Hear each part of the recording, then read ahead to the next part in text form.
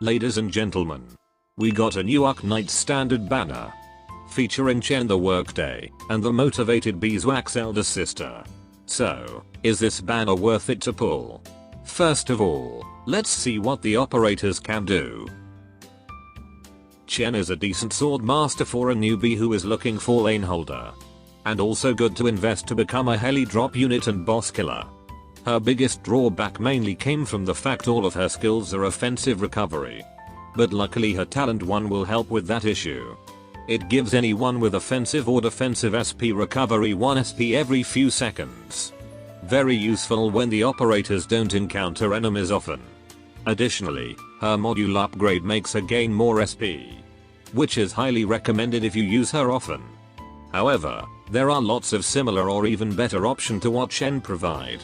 So see your roster first to decide whether she's for you or not.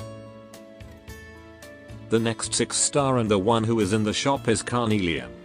As someone in Phalanx class, Carnelian won't attack unless when using her skill. And she got a massive defense and resistance boost when she's idle. Making her a good option to bait the enemy's attack. Her attacks will hit all enemies in range. And for skills, you either choose S2 for stalling. Or S3 for the big damage output.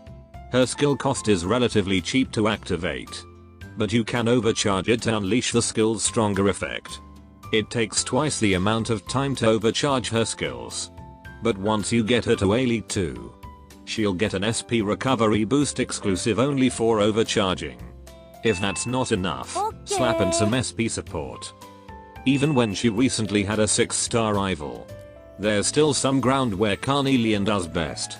Like for stalling / damaging, and better at fighting few or only a single enemy. However, her inability to attack while idle could be awkward if you are still green. And her Elite 1 skills aren't particularly impactful in the early chapters. But her tanking ability could be useful, plus she got a strong skill 3 to consider. Now for the 5 stars. Provence is in the shop. While having a short range, she can deal quite a lot of damage to the enemy. Especially if you are using her skill 2 and her talent proc. There's a bit of an issue with her S2. That it's only active when the enemy is below 80% HP. But overall it's not a big deal. Then we have Nightmare. Nightmare got an almost strong skill 2. From reducing enemies' movement speed. And dealing 1200 true damage for every grid enemy moved. But the downside is that this is pretty much useless when the enemy is blocked. And the movement speed reduction actually do more harm than good. This could be managed if you pair her with someone who can move the enemy away. However, this skill is automatically active, which makes it difficult to cinch with other ops skill. And she will most likely waste her skill to hit a weak enemy. Now lastly, we have Reed before she overcome her depression.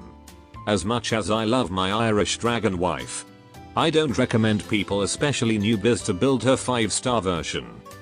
Mostly because of the typical drawbacks of her archetype. And her kit is quite uninteresting. If you need a charge of Vanguard like Reed, Vigna is already more than enough to get through most early wave. Though Reed might come in handy against enemy caster.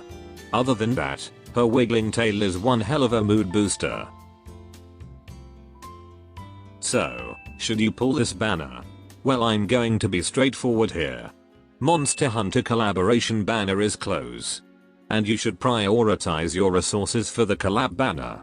Or the one right after that. And even without the knowledge of upcoming banners, I don't think this standard banner is a priority.